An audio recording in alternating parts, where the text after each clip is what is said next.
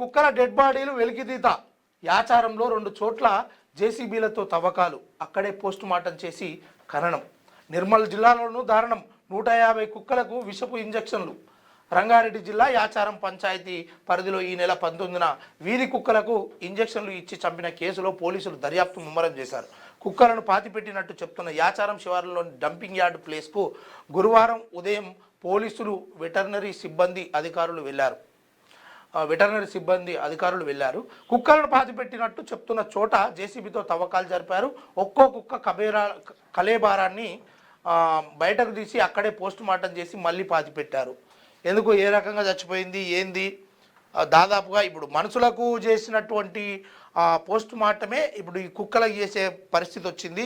అంటే కుక్కల ప్రేమికులు అంటే జంతు ప్రేమికులు కావచ్చు, లేకపోతే అన్ని కుక్కలు అట్లుంటాయని కాదు, అందరూ మనుషులు అట్లుంటారని కాదు, అందరూ రాజకీయ నాయకులు అట్లుంటారని కాదు అనేవి కోణంలో మనం ఎప్పుడైతే చూసుకోవాల్సి ఉంటుంది. ఎందుకంటే కుక్కలన్నీ ప్రతిదీ మంచి కుక్క చెడు కుక్క ఉంటుంది, మంచి మనిషి చెడు మనిషి ఉంటారు, మంచి రాజకీయ నాయకుడు చెడు రాజకీయ నాయకుడు ఉంటాడు, మంచి డాక్టరు చెడు డాక్టర్ ఉంటాడు, మంచి ఉపాధ్యాయుడు చెడు ఉపాధ్యాయుడు ఉంటాడు.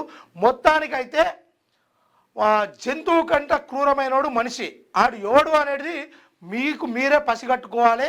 అందులో భాగంగానే చెప్తున్న విషయం ఏంటంటే, ఈరోజు సిట్కు ఏదైతే కేటీఆర్ను మన సిట్ అధికారులు ఆదేశించారో అందులో పోయి వస్తున్నటువంటి కేటీఆర్ పూర్తి బాధ్యతలు వహిస్తాడు.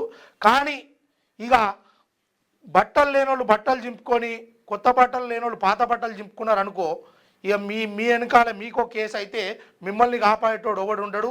అందుకోసం ఆడోడు మోపాయి ఏదో కులాల వారిగా విభజించి లేకపోతే బానిసత్వంగా మిగులుతున్నటువంటి రాజకీయ నాయకులను మీరు ఎట్టి పరిస్థితుల్లో నమ్మొద్దు. ఎందుకంటే వాళ్ళ ప్రయోజనాల కోసము రాజకీయంలో చేసేది త్యాగమై ఉండాలి, దోచుకునే విధానం కాదని.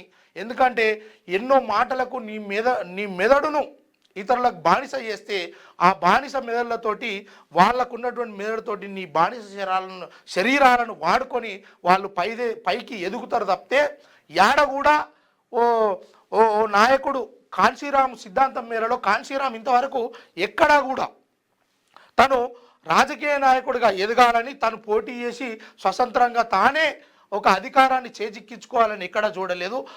అట్లా చూడని నాయకులు ఎవరైనా ఉంటే వాళ్ళకు మీరు మద్దతు చేయండి. ఇక నేనే కావాలి, కుసున కాడ నేనే, నిలబడ్డ కాడ నేనే గడవడాలి, నేనే చేయాలి అనే ఈ మెదడు గల్ల వ్యక్తులు ఎవరైతే ఉంటారో వాళ్ళని మీరు తక్షణమే మీ మెదడులోని బానిసత్వాన్ని బయటకు పారదోలి మీరు మనుషులుగా జీవించి ఈ సమాజంలో మనుషులతో పాటు మీరు కూడా మంచి మనుషులుగా వెలిగిపోవాలని కోరుతా ఉన్నాము.